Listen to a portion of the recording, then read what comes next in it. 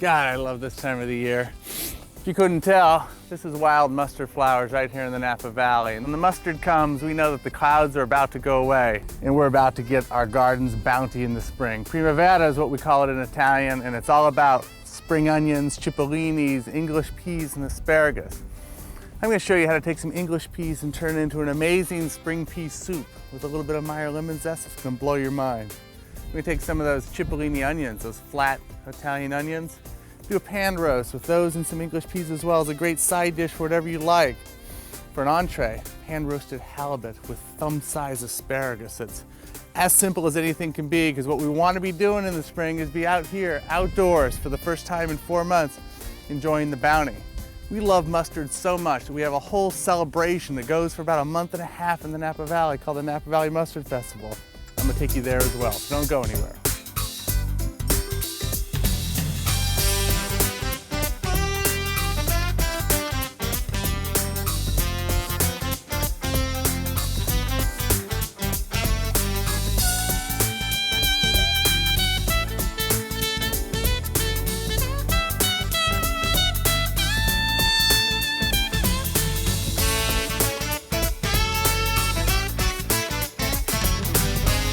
Michael Chiarello's Napa is funded by Sunkissed, fresh citrus taste, cooking with Sunkissed throughout the day. Sunkissed, our promise, your inspiration. by Sultan. Innovative products for a healthy today and tomorrow. Bringing you the Juice Man juice extractors designed from the Sultan family, providing products to help people make choices for healthier living. By All-Clad Metal Crafters. All-Clad is bonded construction. All-Clad is functional design. All-Clad is professional equipment. All-Clad is a state of mind. And by Wolf, makers of ovens, cooktops, and ranges to fuel a passion for cooking.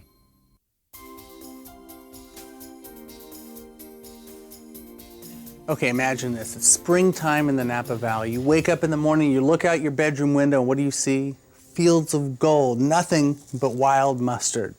Right? We know it's springtime about 2 weeks ahead of the rest of you and the rest of the country because wild mustard goes throughout Napa. Right after the mustard begins to go down, the peas and the asparagus come up. Our spring is so special out here, but you have peas and asparagus wherever you are. You might even have ramps, right? Some wild leeks, some fiddlehead ferns, a ramp rump, right? Springtime, it's all about celebrating asparagus and peas today. And I'll tell you what, when peas are like this and they're this spectacular, the experience itself of just picking a pea and hearing the sound when they're just crisp like that and picking them. Now you grab a couple kids, a couple gremlins' fingers around. Now, as an Italiano, why we say to ourselves, would you want to cook a pea like this when the flavor is so amazingly delicate? I mean, listen to them. They're like little BBs. Incredible. Now, to an Italian, all you would do is you take a little olio di olive, some extra virgin olive oil, a pinch of salt. And we went out to the Il Giardino and grabbed some fresh mint, and you tear some fresh mint. This is so Romano, it's unbelievable. You stir these guys together, you take one bite of these, chew them halfway, grab a piece of pecorino cheese, a glass of Pinot Grigio, and you are set. Oh. But if you think you have to cook, and you really want to cook some peas, there's a couple of dishes that are just so near and dear to my heart. Now, cooking soup you would think is no big deal. Everybody cooks soups. No. That's not the case. Soup is an art. Now, my job as a cook today is to do nothing more than to harness the delicate flavor of these peas into an amazing soup. A couple prosciutto bits on top. Perfection. Now, to do this is really simple. Soups like this, you have to understand that the pea flavor is very delicate. We're gonna just get underneath those peas and lift them just a little bit. So in our pan first goes a little bit of extra virgin olive oil. While that's heating up, we're gonna take one garlic clove, and we're gonna give it a smash with the back of a knife just to release its flavor a little bit. That's gonna go in. And it's going to begin to get a little bit of color on itself. When that happens, now you notice that I'm tilting the pan a little bit so the oil can get around the garlic and give me that little bit of toastiness I'm looking for. Not much. Right before the celery goes in, some leeks. Now soups like this, if you want to use fennel instead of leeks or celery, go ahead. I really don't care. It doesn't matter. Make the soup the way you want to make it. Now I wouldn't use carrots because carrots would be too sweet in here and they'd actually get in the way of our delicate flavor. Now these are going to sweat. I leave it on high for a second.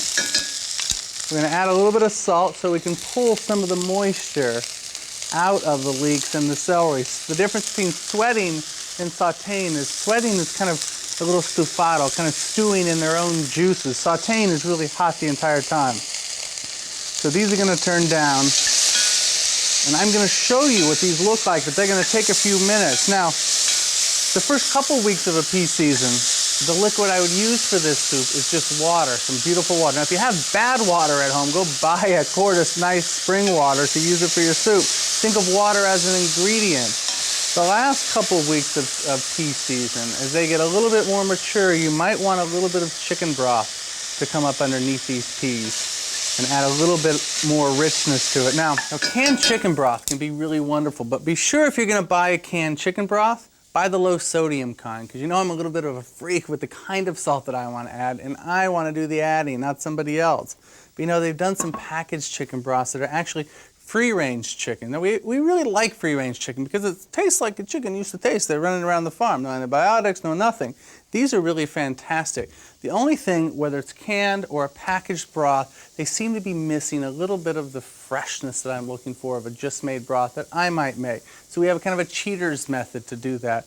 All we do is take some vegetables. In this case, you know, we have some mushrooms, some carrots, some celery, some parsley stems, the normal mirepoix you would use to make a chicken broth, and we've just enhanced it. We've let these cook for about 30 minutes, and it's going to give us a little bit of extra flavor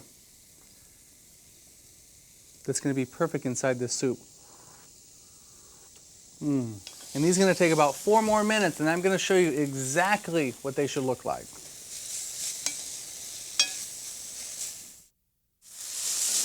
Oh, these are perfect. If you look really closely, you can see the leeks are actually beginning to weep a little bit and getting soft. If you put the stock in too soon and these were still crudo or raw, the onion flavor would just be too strong of the leek. So those are perfect. And all we're going to do is strain this broth directly into the vegetables.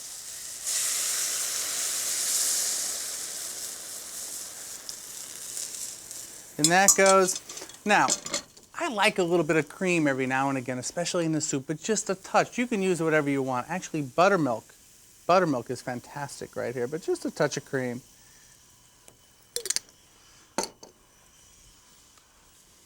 The peas go in, and these are going to simmer just about 1.5 minutes.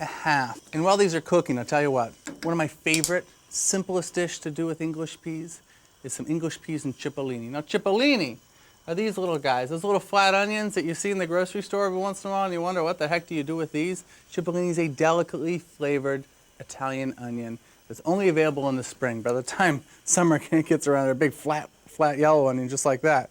Now, they're fantastic, very simple to prepare. All you have to do is bring some water to the boil, add a little gray salt, and toss the onions in and just give them about 30 seconds to soften their skin so you can peel them.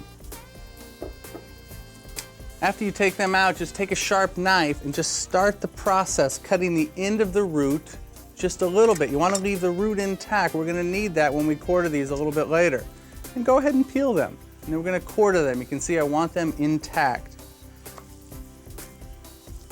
Now, to make this pea and cipollini dish is really simple. We're going to go in a saute pan with a couple pats of butter, and just when it begins to foam, we're going to go right in with the onions. Season them with some gray salt, a little black pepper, and go over to the liquid that we used to cook the onions. Why? Because it has all the onion flavor that you want to put back into the pot. And give it a couple spoons. They're going to saute for about 10 minutes. And while they're sauteing, we're going to take our peas and we're going to go back into that water again. And they're just going to cook for about 1.5 minutes. We're going to strain those out. peas are going to go right on top of the onions, and we're going to give them a quick saute. And as they're sauteing, we're going to sprinkle a little fresh thyme. And right at the end, when all the flavors have come together and we've seasoned them a second time with some salt and pepper, a little bit of lemon zest right at the end. Ah, these are delicioso. Now what you would do with these are called contorni.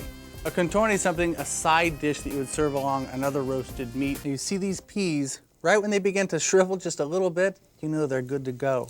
Now you want to take these and swiftly move over to the blender. This is where a high quality blender comes in handy because we want to puree these quickly. They're going to go into the blender. If your blender isn't big enough to handle all of the soup, do them in batches. I would encourage you to take your time when you're doing this blending. You don't want to launch the lid off the other end. Start slow and get it going. Slowly add the intensity.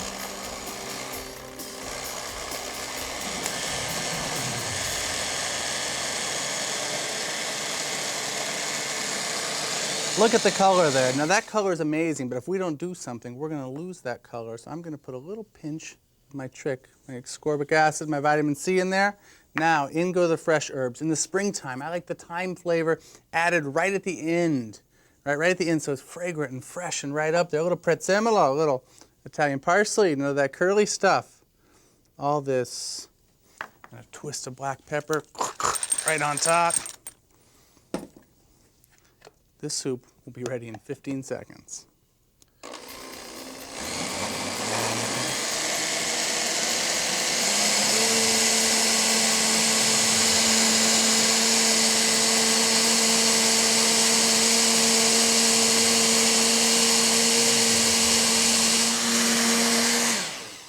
And that's it.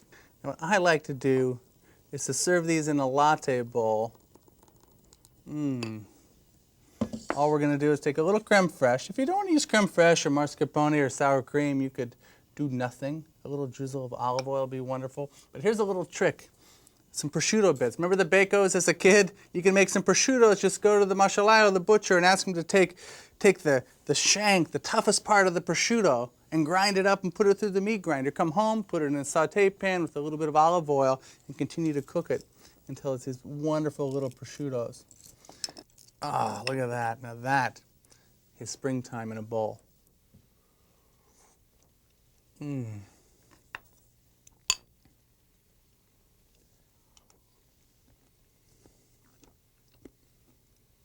Perfecto.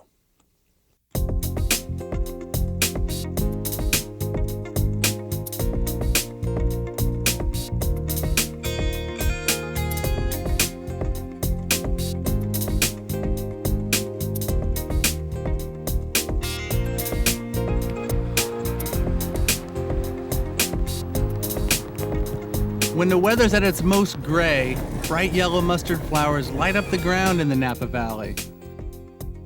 Even driving down the road for some groceries is a pleasure when the vineyards and the hillsides look like this. Legend has it that Spanish missionaries sowed wild mustard seeds so when they passed back this way, they'd be able to follow their paths of gold and retrace their exact steps. Mustard isn't only a treat for the eyes. When the mustard appears, bud breaks in the vineyard soon follows.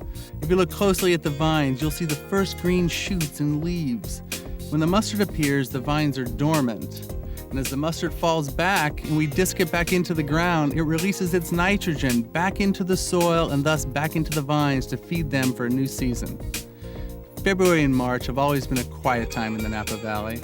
So only those of us that live here have benefit of seeing the mustard in full bloom. Then a few Yountville merchants came up with the brilliant idea of a mustard festival. The festival surprised everyone by becoming a smash success. Every year it's gotten bigger with music in the caves, mustard tasting, balloon rides,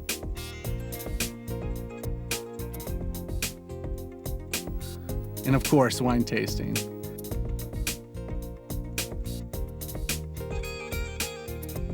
When it's mustard season in the Napa Valley, mustard making rises to the same level as winemaking.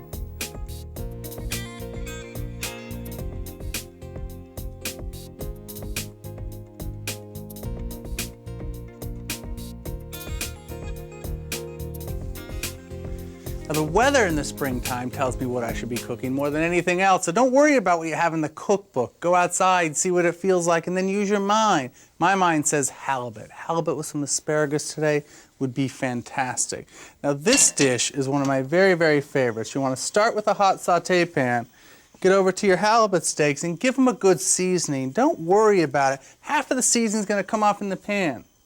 All right, so don't be afraid to get a little flavor in there. People always come to restaurants, they wonder why it tastes so good. It's because we're not afraid to season. In we go. Some more salt, a little more pepper. Now this dish actually uses the oven as your sous chef, and I love these techniques. This is one of the differences between how we cook in a restaurant and how y'all cook at home. A little extra virgin olive oil. Okay, a pat of butter. And the presentation side, all right, you see here's the skin side right here. All right, you can see that little darkness. That's the side that we want down on the plate. That's the presentation side. That's what you put in the pan first because that's going to get the best color. You set them in. Don't drop them. If you drop them, you're absolutely going to burn yourself. If you set them in, you're just maybe going to burn yourself. So down they go. Leave them alone. All right, don't touch your food. Let them get nice and caramelized. We're going to turn that down to medium.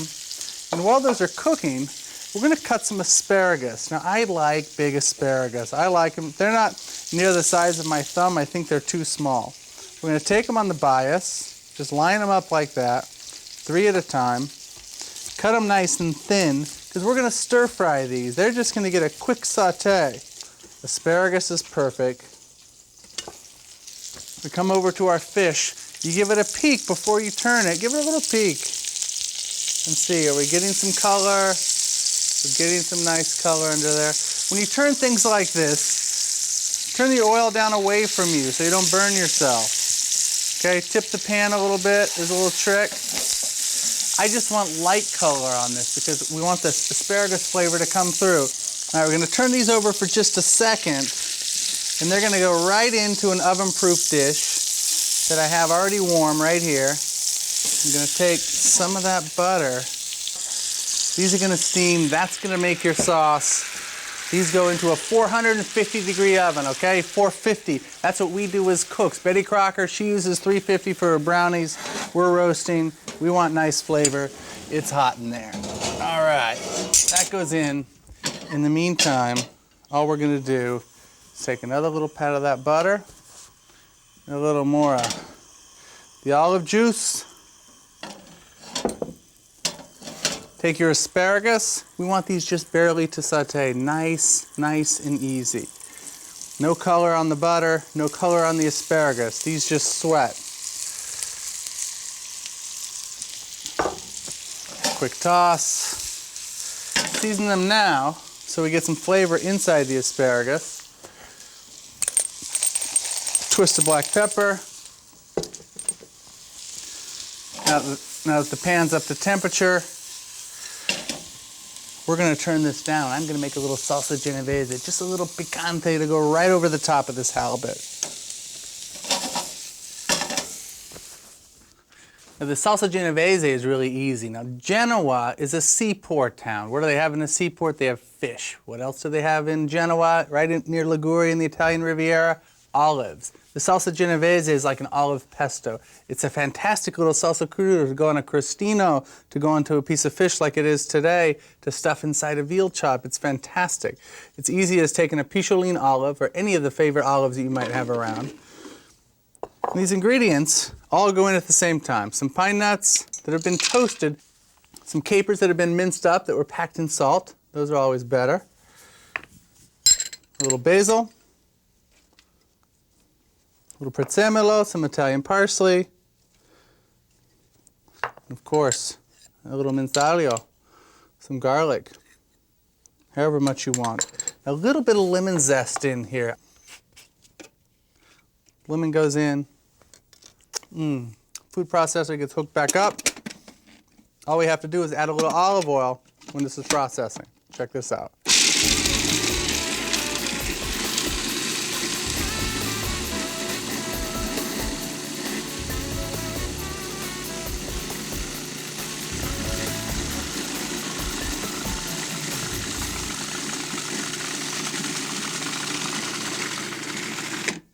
And that is it. This guy is done. I'm going to give him a twist of black pepper in there. Now here's a little trick. I don't know if you've ever done this, but every time I dump these out, the blade comes tumbling down. I got oil all over my pants. Here's a little trick. See that hole right there? Take your pinky, go inside the hole, right? That'll hold the blade in. You take your spatula, the salsa genovese comes out. All right.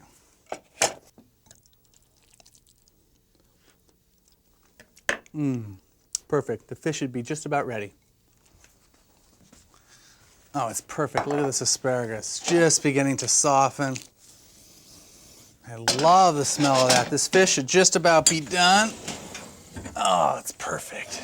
Just perfect. Now, how do you tell when fish is done? There's a couple things that you can do. One is you can cheat and give it a little peek. Right? Two is you can look for a little bit of protein just beginning to come up. Right? You give it a little press. It's firm. It's not so soggy right in there. That is magnificent.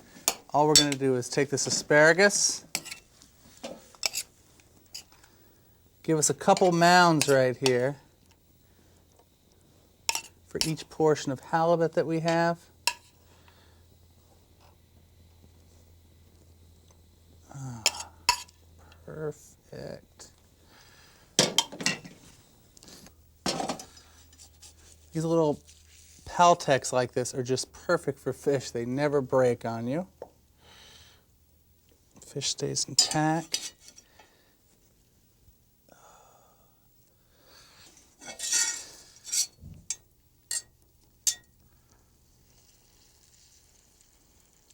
Oh my gosh. Take a few of these olives, some of these cipollini that are whole, and a little bit of their oil. Look at that. Now this salsa goes right on top. A big dollop. Don't be afraid of a little bit of flavor there. Look at that. Reach over, grab a couple mustard flowers. And I don't know about you guys, but when the mustard greens begin to flower in the Napa Valley and I walk outside and they're up to my waist and you begin to see the butterflies and the birds and everything beginning to grow again, you can feel bud break, each vine getting ready to explode, and you take a deep breath. Wherever your spring is, you take that first deep breath and you're inspired to cook foods that are going to make a memory of your springtime. Those special 30 days that only come once a year when you can cook foods like this, surround yourself with family and friends, take your halibut, take somebody you care about outside and go out and smell the spring.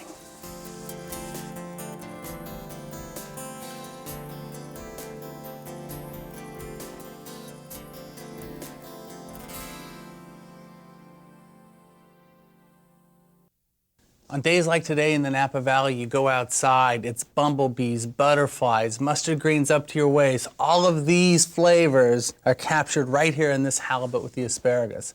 At the same time, I'm looking for a wine that has that same celebration, that same fruitiness, the same character of that springtime. Pinot Grigio, Vernaccia, Viognier, Sauvignon Blanc. These are all great choices for dishes like this. They go with so many different things. Normally, asparagus would be a problem. For a wine like this, it's just bliss. Look at that. Look at that fish. A little salsa genovese. An Italian fork. Oh, a little Pinot Grigio. Salute. Until next week. Michael Chiarello's Napa is funded by Sultan. Innovative products for a healthy today and tomorrow. Bringing you the family of George Foreman's lean, mean, fat-reducing grilling machine. Sultan, the secret to indoor grilling. By Sunkist, fresh citrus taste, cooking with Sunkist throughout the day. Sunkist, our promise, your inspiration. By Wolf, makers of ovens, cooktops, and ranges to fuel a passion for cooking. By All-Clad Metal Crafters.